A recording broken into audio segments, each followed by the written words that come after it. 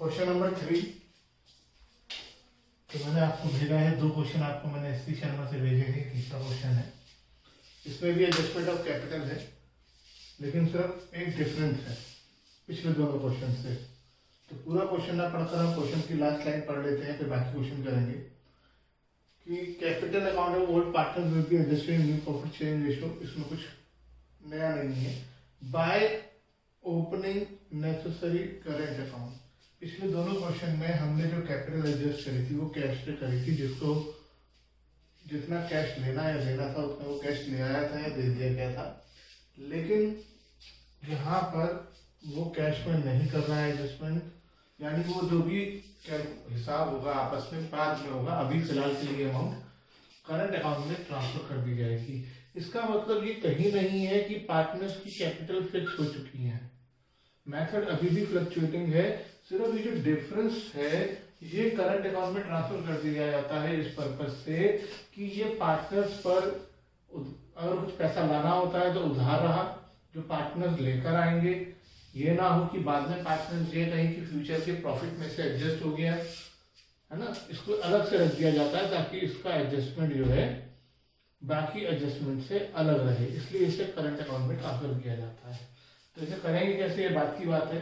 पहले हम revaluation account से स्टार्ट करते हैं।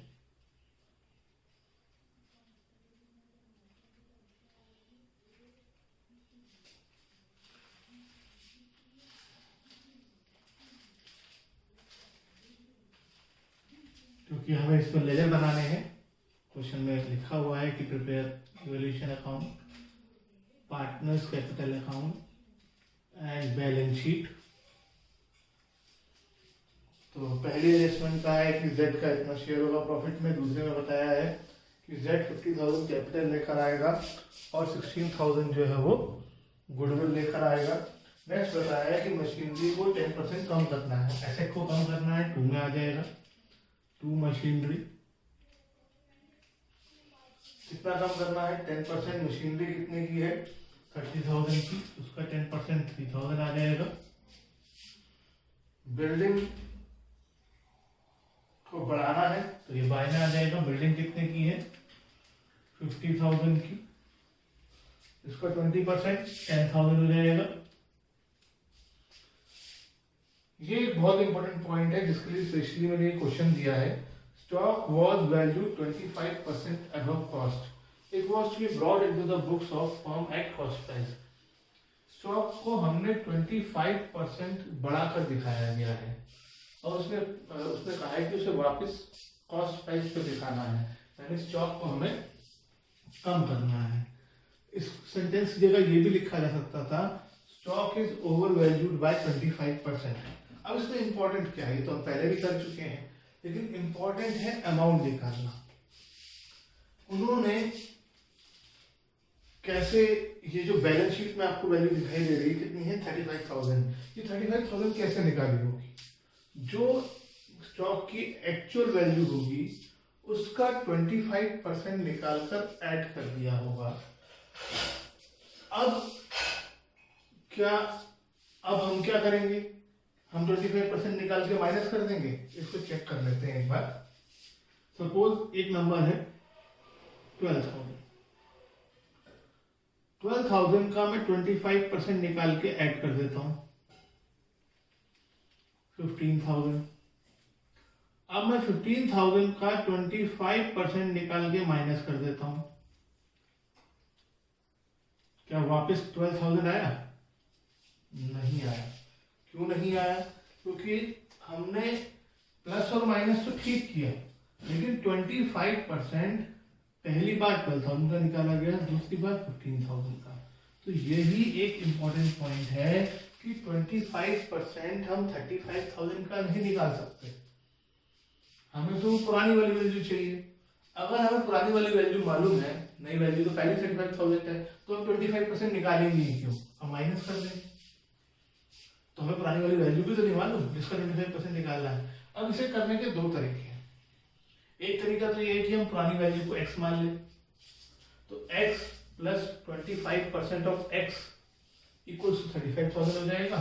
इससे x आ जाएगा, यानी पुरानी वैल्यू, उससे हमें पता चल जाएगा। इसका दूसरा तरीका क्या है, उसका दूसरा तरीका ये है कि स्टॉक को 25% बढ़ाकर दिखा दिया गया। तो किसी चीज को 25% बढ़ाकर दिखा दोगे तो वो 125% हो जाएगा। तो ये 35,000 जो है वो 125% है। तो 25% कितना होगा? बेसिकली हम हमेशा यही करते हैं, हम 25/100 क्यों करते हैं?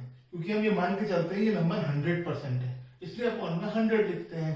अब उसने कहा है कि ये 125% है, तो इसलिए अपॉन में 125 लिख दिया, ये आ जाएगा 7,000। अब नई पुरानी वैल्यू क्या होगी आप चेक कर लो। 28,000 का 25% निकालो, 7,000 आएगा, प्लस करो। अच्छा, अगर इसमें कहा होता कि 25% वैल्यू कम दिखाई है तो हम क्या करते हैं? 25% कम दिखा दिए तो 75 हो गया, इंटू 25 ही करते हैं। 25 से करने से हमारे पास चेंज आ जाएगा। तो इस तरीके से हम ये अमाउंट निकालेंगे जितनी हमें स्टॉक को कम करना है। कितना कम करना है? 7,000। एक तरीका ये है, दूसरा तरीका एक्स मान के करने का है। उसके बाद एक लायबिलिटी है रिपेयर फॉर फर्नीचर की, तो वो 2 में आ जाएगी। 2 रिपेयर्स फॉर फर्नीचर 600।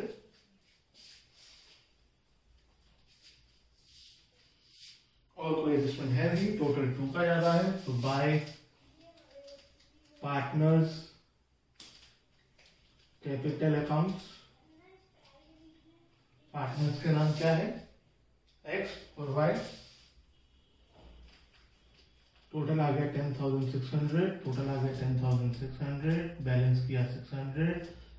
रेशियो दे रखी है 5:3, बाटों में से 8 से डिवाइड करो, 75 आएगा। 375, 225।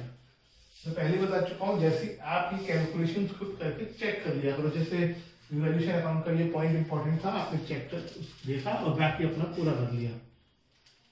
अब पार्टनर्स कैपिटल अकाउंट की बात आती है। 2 पार्टनर पहले से थे, एक पार्टनर और आ गया। एक बार फिर याद दिला देता हूँ, कई लोग बच्चों में क्वेश्चन में पढ़ते हैं कि करंट अकाउंट लिखा है तो सर पूछने लग जाते हैं सर हमें करंट अकाउंट बनाना है। करंट अकाउंट नहीं बनाना है। करंट अकाउंट बनाना होता तो क्वेश्चन में लिखा होता कि पार्टनर्स की कैपिटल फिक्स है। पार्टनर्स की कैपिटल कहीं फिक्स नहीं की गई है, करंट अकाउंट से हमें एडजस्ट करना है। जो एक्स्ट्रा पैसा या कम पैसा पड़ रहा है एडजस्टमेंट के बाद, जो हम पिछले दोनों क्वेश्चन में कैश से कर रहे थे, वो करंट अकाउंट में डाल देना है ताकि वो उसका ट्रीटमेंट अलग होता रहे। बाकी कैपिटल नॉर्मली चलती रहे, कैपिटल अभी भी फ्लक्चुएटिंग ही है। चलो स्टार्ट करते हैं question. By balance brought down 75,000 और 60,000। जेड की तो कैपिटल होगी नहीं, रिवैल्यूएशन से लॉस आया है तो 2 रिवैल्यूएशन 375 और 225। फिर क्या कहते हैं, लायबिलिटी साइड देखेंगे। लायबिलिटी साइड में मुझे जनरल रिजर्व दिखाई दे रहा है। बाय जनरल रिजर्व कितना है? जनरल रिजर्व 20,000 है, इसे बांटेंगे 12,500, 7,500। देखो क्लास में होता तो मैं आपको थोड़ा टाइम देता कैलकुलेट करने का, वीडियो में मुझे इतना टाइम नहीं मिल पाता है। तो आप लोगों को मैं जैसे जनरल रिजर्व लिखता हूँ उसके बाद आप स्टॉप करें, कैलकुलेट करके लिख लें और फिर वीडियो आगे बढ़ाते साथ साथ काम करें, खाली देखें नहीं वीडियो को। अकाउंट्स की में आप साथ साथ काम करें। उसको एसेट साइड में देखो, कुछ नहीं है। उसके बाद नया पार्टनर आया है, कैपिटल लेकर आया है, क्वेश्चन में कैश एंड बैंक यानी बैंक है। कितनी पार्टनर कैपिटल लाया है? 50,000 लाया है। गुडविल लाया है, जी लाया है, तो क्या लिखेंगे?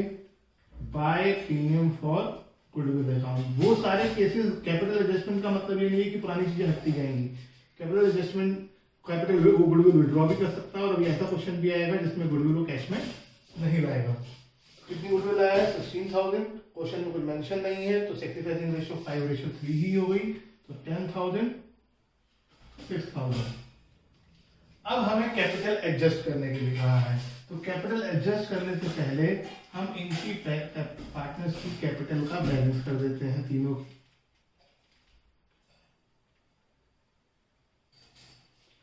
50,000,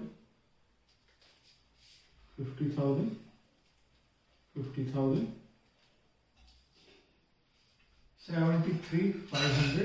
जैसा कि मैं आपको पहले कह चुका हूँ, आप बैलेंस करना जहां सुना वहां, अभी भी आपने नहीं किया है तो इसे पॉज करिए, कैलकुलेट करिए और फिर चेक कर लीजिए कि मेरा भी वही आ रहा है नहीं आ रहा है। 73,275। फिर टोटल लगाओ इधर 97,500, 97,500, 97,125। तीनों की कैपिटल आ गई, क्योंकि अभी अभी हमें कैपिटल एडजस्ट करनी है। पहले एडजस्ट नहीं करनी होती थी, हम बैलेंस शीट बना लेते थे।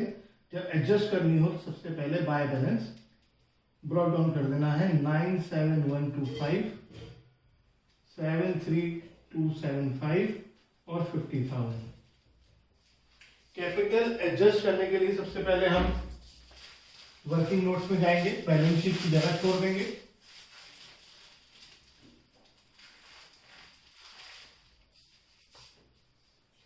और सबसे पहले हम न्यू रेशियो कैलकुलेट करेंगे, क्योंकि हम चाहते हैं कि पार्टनर्स की कैपिटल न्यू रेशियो में हो जाए। तो old ratio of X and Y 5:3, जेड्स न्यू शेयर 1/5। और कुछ नहीं दे रखा है। ये हमारा तीसरा क्वेश्चन हम कर रहे हैं और तीनों क्वेश्चन में आपका कैपिटल और क्या कहते हैं रेशियो निकालने का तरीका सेम है, लेकिन ऐसा रूल नहीं है। लेकिन मैक्सिमम क्वेश्चन में ऐसे ही क्वेश्चन दे रखे हैं। आपको हो सकता है और अदर इन्फॉर्मेशन दे दी जाए, जैसे पहले क्वेश्चन पहले शुरुआत चैप्टर में हमने करी थी, लेकिन यहां नहीं है। तो रिमेनिंग शेयर निकालेंगे। रिमेनिंग शेयर 1/5, 1 में से माइनस कर देंगे, बचेगा 4/5। फिर हम इसको ओल्ड रेशियो में बांट देंगे तो x का न्यू शेयर 5/8 इंटू 4/5 1/2 आ जाएगा। y का न्यू शेयर 3/8 इंटू 4/5 यह आ जाएगा 3/10। आपके पास x का न्यू शेयर है, y का न्यू शेयर है, z का न्यू शेयर है। अब आप न्यू रेशियो निकाल सकते हैं। New ratio of x, y and z 1/2 ratio 3/10 ratio 1/5। ये एलसीएम लो 5, 3, 2 आ जाएगा। तो पहला काम हमने कर लिया, न्यू रेशियो निकाल दिया। मैं इसे मिटा रहा हूँ वर्किंग नोट्स को आगे कंटिन्यू करने के लिए। मैं ये चाह रहा हूँ कि कैपिटल अकाउंट आपके सामने रहे। अब इसके बाद क्या करते थे, इसके बाद हम निकालते थे टोटल कैपिटल। टोटल कैपिटल कैसे निकालेंगे, मन में एक लाइन याद कर लो। नए पार्टनर के कैपिटल को उसके शेयर के रेसिप्रोकल से उल्टे से मल्टीप्लाई कर देंगे। उसे रेसिप्रोकल बोलते हैं मैथमेटिकल लैंग्वेज में। अगर आपको याद हो तो, इसको याद नहीं है, सिंपल बोले उल्टे से मल्टीप्लाई कर देंगे। नए पार्टनर की कैपिटल को उसके शेयर के उल्टे से मल्टीप्लाई कर देंगे। ये बात याद रखनी है। तो टोटल कैपिटल आ जाएगी। और टोटल कैपिटल को आप न्यू रेशियो में बांट दोगे। क्या है न्यू रेशियो? 5, 3, 2। तो x की न्यू कैपिटल 5/10 इंटू 2,50,000 यानी 1,25,000। y की न्यू कैपिटल 3/10 इंटू 2,50,000 यानी 75,000। और z की न्यू कैपिटल जो निकालने की जरूरत नहीं है, वो तो हमें पहले से मालूम है, 50 आ जाएगी। वो हम जो कैपिटल आएगी वो बैलेंस कैरेट डाउन में लिख देंगे और बाय में भी एक लाइन छोड़ेंगे, टू में भी एक लाइन छोड़ेंगे और फिर लिखेंगे बैलेंस कैरेट डाउन। इस तरह से लिखेंगे कि टू में भी एक लाइन छूट जाए, बाय में अपने आप छूट जाएगी, क्योंकि आप ये पहले ही सेकंड लाइन में लिख रहे हो। तो 1,25,000, 75,000, 50,000। यहां तक तो हमने पिछले दोनों क्वेश्चन में भी कहा। अब इस क्वेश्चन में अलग क्या है, अब हमें जो कैपिटल एडजस्ट करनी है वो करंट अकाउंट से करनी है। पिछले दोनों क्वेश्चन हमने कैश से करी थी, जिधर कम पड़ा था बाय कैश टू कैश लिख दिया था। लेकिन इसमें करंट अकाउंट से करना है, तो जिधर कम पड़ेगा उधर by current account to current account लिख देंगे। तो एक एक करके बात करते हैं। एक्स का टोटल खाली इस हिस्से को देखना है, 1,25,000 2,97,125, इधर का ज्यादा है तो बाय करंट अकाउंट आ जाएगा। हम पिछले क्वेश्चन में हम क्या कर रहे थे, बाय कैश या बाय बैंक लिख रहे थे क्योंकि वो कैश में लेकर आ रहा था। यहाँ पे क्वेश्चन में लिखा है कि कैश में नहीं लाएगा, आप करंट में ट्रांसफर करिए। तो ये करंट में ट्रांसफर हो जाएगा, बैलेंस कीजिए 27,875। फिर y की बात करते हैं। y का टोटल भी इधर का ही ज्यादा है, अगर इधर का ज्यादा होता तो टू करंट अकाउंट आ जाता, लेकिन फिलहाल इसका टोटल भी इधर का ही ज्यादा है तो यह आ जाएगा 1,725। और z में कभी प्रॉब्लम नहीं आएगी, नए पार्टनर में नया पार्टनर रूल दोनों तरफ इक्वल होगा। तो देखो आपको क्या अंतर आया, जहां हम पिछले और दो क्वेश्चन में हमने लेजर एक में करा, हमने जिसमें लेजर करा वहां बाय कैश लिखा था। अगर क्वेश्चन में वो इसी क्वेश्चन में कैश से एडजस्ट कर देता तो यहाँ बाय कैश आ जाता, इसका मतलब पार्टनर कैश लेकर आया। बाय करंट का मतलब वो कैश लेके नहीं आएगा, ये करंट अकाउंट बैलेंस शीट में दिखा दिए जाएंगे और ये पैसा वो बाद में लेकर आएगा। तो बहुत से बच्चे क्या करते हैं, यहां तक तो सही करते हैं, लेकिन जब बैलेंस शीट बनाते हैं तो बैलेंस शीट में कैश में ऐड कर देते हैं। अरे जब वो कैश में लाया ही नहीं, जब हमने एंट्री में कैश डेबिट ही नहीं करा, तो आप कैश को बढ़ा कैसे सकते हैं? कैश को बढ़ाने के लिए रूल भी तो होना चाहिए ना कि कैश क्यों बढ़ाया जा रहा है। तो कैश को यहाँ नहीं बढ़ाया जाएगा, बैलेंस शीट में कैश पे इस एडजस्टमेंट का कोई इफेक्ट नहीं पड़ेगा क्योंकि नया पार्टनर कैश में कुछ नहीं, ये सॉरी नया पार्टनर नहीं, ये ओल्ड पार्टनर ये कैश में नहीं लाए, लेकिन इसका बैलेंस शीट पे इफेक्ट पड़ेगा। तो ये बैलेंस शीट बनाएंगे तो आपको पता चलेगा। तो सबसे पहले बैलेंस शीट एज ऑन, क्या तारीख है क्वेश्चन में? क्वेश्चन में 31 मार्च 2018 डेट दी है। सबसे पहले कैपिटल्स दिखा देते हैं, liabilities amount, assets amount, capitals X Y Z, X की है 1,25,000, जेड की है 75 और ये है 50। टोटल करो, आपने एडजस्टमेंट में भी लिखी हुई है टोटल इनका 2,50,000 आना चाहिए टोटल कैपिटल। उसके बाद इस क्या कहते हैं, ये करंट अकाउंट से जब कैपिटल एडजस्ट करोगे तो ये भी आप बैलेंस शीट में दिखाओगे। अब सवाल होता है बैलेंस शीट किस साइड में, पहले तो रूल से बात कर लेते हैं। Bye current account, bye current account का मतलब करंट अकाउंट डेबिट हो रहा है। जब करंट अकाउंट डेबिट हो रहा है तो डेबिट वाली चीजें एसेट में आती है। अगर ये भी समझ में आ रहा है तो बहुत सिंपल सी बात है, टू बैलेंस का डाउन था, लेफ्ट में था, कहां गया? लायबिलिटी में गया। उसकी अपोजिट साइड जो चीज है वो उसके साथ आ ही नहीं सकती, ये दोनों एक साथ नहीं आ सकते। ये डेबिट में है, वो क्रेडिट में। जब ये वाली चीज लायबिलिटी में गई तो ये वाली चीज एसेट में जाएगी, तो करंट अकाउंट एक्स और वाई का एसेट में आ जाएगा 27,875 और 1,725, टोटल हो गया 29,600। अब अगर एक का करंट अकाउंट इधर आया होता, एक का करंट अकाउंट इधर आया होता, तो लेफ्ट वाला लेफ्ट में चला जाता, राइट वाला राइट में चला जाता। अब आगे बढ़ते हैं, पहले की तरह क्रेडिटर्स में कोई एडजस्टमेंट थी? बिल्कुल नहीं थी, तो क्रेडिटर नेगेटिव आ जाएंगे। जनरल रिजर्व अब नहीं आएगा, कैपिटल हमने लिख दी। एसेट साइड में बैंक 11,200 था, नया पार्टनर आया, कैपिटल लेकर आया, गुडविल लेकर आया। कैपिटल लाया 50 और गुडविल लाया 16,000, टोटल आ गया 66 और पहले से 11,200 था तो 77,200। उसके बाद बिल रिसीवेबल कोई एडजस्टमेंट थी? नहीं थी। डेटर्स कोई एडजस्टमेंट थी? नहीं थी।